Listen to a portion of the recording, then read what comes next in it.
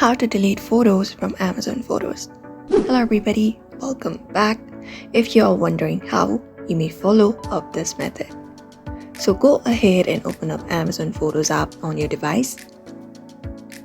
And then once you open it up, you should be finding all of your uploads at the screen. So if you want to delete those uploads, all you gotta do is simply long press on the photo and then select up the photo that you would like to delete. For example, these three.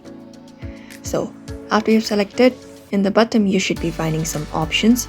You're gonna look for the delete option, which is right at the fourth in the bottom right. So go ahead and tap on it. And then once you tap on it, confirm it. And the photos will be deleted after 90 days permanently in Amazon Photos. So that is how you basically delete photos from Amazon Photos. So I hope this video was helpful.